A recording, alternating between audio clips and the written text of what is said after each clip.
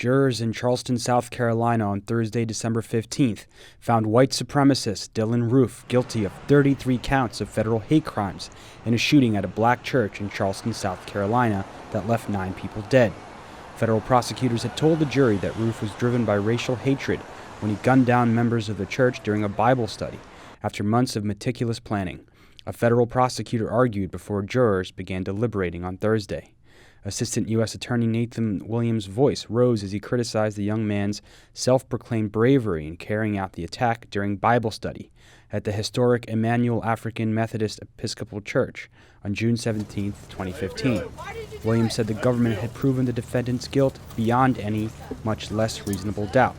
Roof is also due to stand trial next year on state murder charges.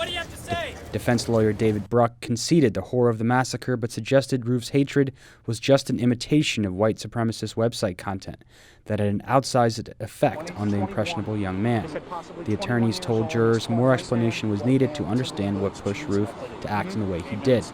Roof has indicated he wants to serve as his own lawyer during the penalty phase of his trial, where prosecutors plan to pursue the death sentence should he be convicted. Now we bring you our 2015 interview with Kevin Alexander Gray, a civil rights organizer in South Carolina and co-editor of Killing Trayvons, an anthology of American violence. Of course, all souls are equal, and people are mourning all 9 victims as they should. But of course, the pastor of the church, State Senator Clementa Pinckney, was someone that was well known to a lot of people. As they say down there, he was legit. He was a person that was accessible, that was reachable, that was someone that would reach out to you. The fact that that young man could come into his church and sit next to him is a testament to the kind of person that he is, that he would welcome people who would come in and want to be accepted by his church, a historic church that fought for the abolition of slavery, a historic church that was founded by activist Denmark Vesey, who looms large in the history of South Carolina, Mother Emanuel, which was the first African Methodist church, which is why it's called Mother Emanuel, the largest African Methodist Episcopal congregation in the Southeast. People are mourning about what happened in the church, but they understand the historical import of what happened in that church. And on the day that it happened, that it was a day in which Denmark Vesey and his compatriots were planning a rebellion of enslaved Africans in Charleston. So people are mourning, people are grieving, people are preparing to bury their loved ones. And now that Dylann Roof has been caught, the trial process will go on. Of course, the governor is calling for the death penalty, and I think that's a way of trying to avoid dealing with the fact that that young man operated on the ideology of white supremacy, which is the foundation of the underpinnings and the founding of the state. Kevin, embodied in Mr. Roof is the history of the state that has experienced a tremendous amount of racial violence.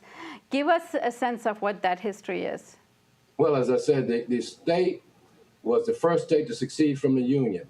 It's proud of that history. The shots that are fired at Fort Sumter that kicked off the Civil War. They're right down the street, a block away from Mother Emanuel Church, is a statue of John C. Calhoun, who is known as the Great Nullifier. When you hear the speech by Dr. Martin Luther King, who talks about interposition and nullification, those words come from South Carolina. They meant that the South Carolina did not want the United States, the Union, to abolish slavery. It's about protecting Africans as property and expanding slavery across the whole of the United States. And so South Carolina, to a lot of people, is the ideological home of white supremacy in America.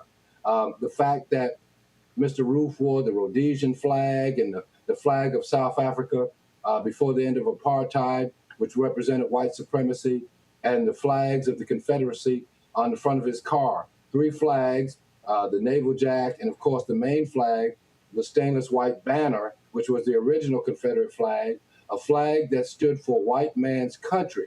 So to go down and attack Mother Emanuel Church, the church that represents liberation in South Carolina, the church that historically stood at the center of the fight against the enslavement of Africans in this country, someone taught him that. And a part of the teaching of white supremacy is in the history, rooted in the history of the state.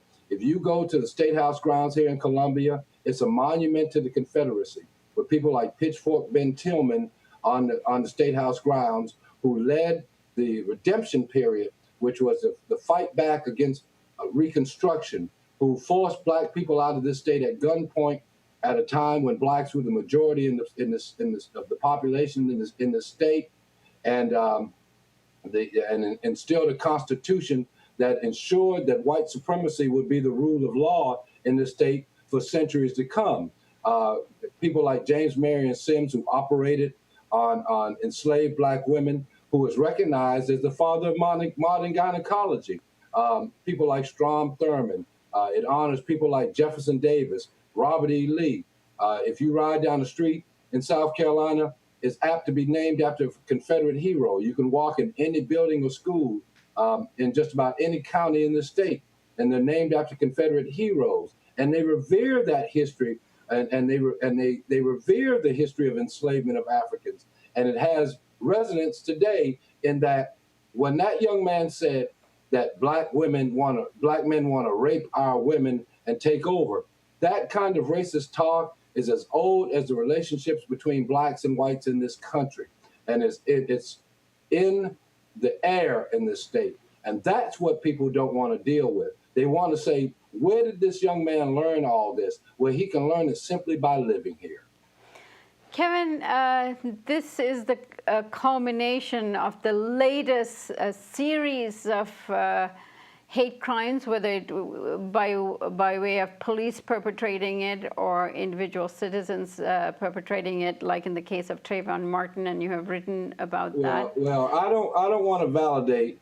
I mean, you can use it if you want to, the use of the term hate crime. All crimes are crimes of hate. And, I'm for one standard. He killed 9 people. Prosecute him on 9 counts of murder. He committed murder. I believe that the ideology of white supremacy is terrorism, but the word terrorism has been so overused. For the most part, people look at the word terrorism and they think Arab. You think about Latinos, you think illegal. You look at black people, you think of thugs. And more often than not, when you think about white people committing such heinous crimes, you say they have a mental illness. Well, let's just have one standard. Let's try him for murder. I don't believe in the death penalty. I don't think that he ought to get the death penalty so that we can bury the ideology that drove him to do this. Let's deal with the fact that there's structural white supremacy in this country. Let's deal with the fact that this country was founded on racism and genocide, and that South Carolina, from the way I see it, is the ideological home of white supremacy. We ought to have one standard, and that is, let's not give 10 extra years for killing a cop or another 20 years for killing an elected official. Let's have one standard. All souls are equal. He committed a crime. Prosecute him for that crime. Imprison him in jail for life. Let the people who fed that into his head, let them go visit him and in jail for the rest of his natural life. That is punishment. You're not going to prove that killing somebody is wrong by killing somebody. Kevin, at this time, people are looking for some guidance in terms of what they should do. What do you have to say to them? Well, I think the people that want to look at the underpinnings of the politics in our country, which is white supremacy and racism. Racism doesn't mean that I simply don't like somebody of another race. The appropriate term would be bigotry. Racism is a system in which people based on skin privilege hold power over another, keep people movable, keep people vulnerable, keep people as second-class citizens under a structure. And that structure, as we can see it manifest itself, is in disparate wealth, in disparate income distribution, housing, education, prison rates, dropout rates. That's what structural white supremacy and racism is.